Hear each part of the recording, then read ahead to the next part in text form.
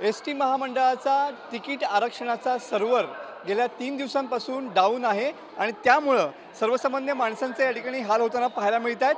मात्र 3 दिवसानंतर आज अखेर हा सर्व्हर या ठिकाणी सुरू झालेला पाहायला मिळतो आहे आणि त्यामुळं तिकीट आरक्षणाची सेवा जी आहे ती पुन्हा एकदा सुरू झालेली पाहायला मिळते। तुम्ही बघू शकता की आपण रत्नागिरी एस.टी. स्टँड परिसरामध्ये आहोत आणि या ठिकाणचा सर्व्हर जो आहे तो गेल्या 3 दिवसांपासून डाऊन होता। त्यामुळं सर्वसामान्य माणूस या ठिकाणी तिकीट आरक्षण करण्यासाठी येत होता, मात्र तिकीटच या ठिकाणी आरक्षण करता येत नव्हतं। ऑनलाईन सेवा सुविधा सुद्धा या सर्व्हर डाऊन झाल्यामुळे या ठिकाणी बंद होती। आपल्यासोबत असेच काही सामान्य माणसं आहेत की आपण त्यांना विचारून घेऊया। आता तुम्ही आज तिकीट या ठिकाणी मिळालं तुम्हाला, काय 2 दिवस काय प्रयत्न करत होतात? सर्व्हर डाऊन आहे म्हणून त्या लोकांनी मला काल तिकीट नाही दिलं। काल बी गेलं ते मी काल पुण्यातून रेल्वे स्टेशनपासून वल्लभनगरपासून बी सर्व्हर डाऊन म्हणून सर आता आज मला तिकीट भेटली आज।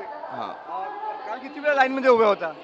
काल मी 1:30 वाजेपासून लाईनमध्ये लागलो होतो। मी 1:30 वाजेपासून लाईनमध्ये लागलेला होतो। मी सर्व्हर डाऊन होता म्हणून सर काल तिकीट भेटली नाही। तुम्ही बघू शकता की आज या ठिकाणी 3 दिवसानंतर अखेर सर्व्हर जो सुरू झाल्यामुळे या ठिकाणी ग्राहकांना तिकीट मिळायला लागलेलं आहे। पूर्ण राज्यामध्ये अशीच परिस्थिती होती आणि त्यामुळं सर्वसामान्य माणसांचे या ठिकाणी हाल होत होते, कारण का सुट्टीचे दिवस आलेले आहेत। त्यामुळं प्रत्येकजण या ठिकाणी लाल परीतून आपल्या इच्छित स्थळी प्रवासात जाऊ इच्छितो। मात्र सध्या गेल्या 3 दिवसांपासून या ठिकाणी सर्व्हर डाऊन होता, मात्र अखेर हा सर्व्हर पुन्हा एकदा आज 3-4थ्या दिवशी या ठिकाणी सुरू झालेला पाहायला मिळतोय आणि त्यामुळं या ठिकाणी तिकीट आरक्षणची सुविधा या ठिकाणी पुन्हा एकदा एस.टी. महामंडळाची सुरू झालेली आहे। त्यामुळं ग्राहकांनी आणि कर्मचाऱ्यांनी देखील या ठिकाणी दिलासा व्यक्त केलेला आहे। मात्र गेल्या 3 दिवसांपासून हा सर्व्हर डाऊन असल्यामुळं कर्मचाऱ्यांचे आणि सामान्य माणसांचे मात्र हाल झालेले पाहायला मिळाले।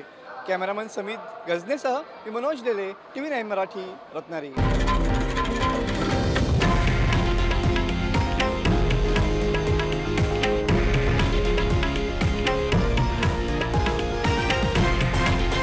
हे आहे देशातील नंबर 1 न्यूज नेटवर्क आणि आपण पाहत आहात TV9 मराठी, एकमेव।